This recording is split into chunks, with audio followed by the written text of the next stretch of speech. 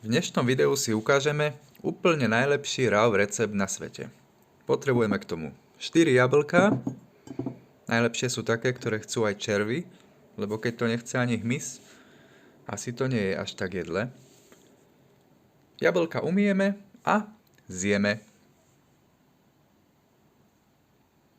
Ako nástroj použijeme zuby.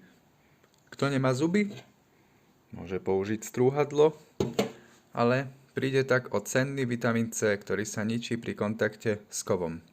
Je možné si zakúpiť plastové strúhadlo.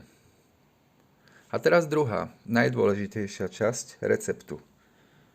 Jablka, ako aj každé iné ovocie, je potrebné jesť vždy na úplne prázdny žalúdok a aspoň 30 až 60 minút potom nič nejesť ani nepiť. Ak by nebol dodržaný prvý prípad, že jablka by sa zjedli, ale v žalúdku je ešte nestravený obsah predchádzajúceho jedla, celá zmes sa zmieša, začne rýchlo kvasiť, hniť a namiesto úžitku je to len na škodu. Potom človek povie, z jablok mi bolo zle, už ich nechcem. No a druhá časť, prečo čakať 30 až 60 minút? Je veľmi dôležité, aby sa jablka plnohodnotne vytrávili a opustili žalúdok. Ako iste vieme, živiny sa nevstrebávajú v žalúdku, ale v črevách. Takže nestačí to len zjesť, ale umožniť mu plnohodnotné vytrávenie.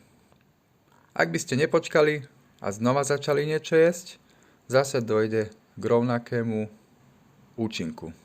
Celý obsah sa zmieša a namiesto užitku je to len na škodu.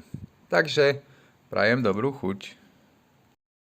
Ešte som zabudol, ak vidíte, že jablko nie je dokonalé, je to prvé znamenie, že sa jedná o bio jablko, ktoré nebolo geneticky modifikované. No a najlepšie sú také jablká, ako aj každé iné ovocie, ktoré rastlo a dozrelo na slnku. Človek sa neživí len vitamínmi a minerálmi, ale hlavne slnečnou energiou. Jablka, ako aj každé iné ovocie, ktoré rastlo a dozrelo na slnku, do seba celú dobu ukladá slnečnú energiu. Je to vlastne zhmotnené slnko. Obzvlášť dôležité v zimných mesiacoch, kedy je slnka málo. Účinok takýchto dokonalých raňajok pocítite hneď aj na vašej nálade.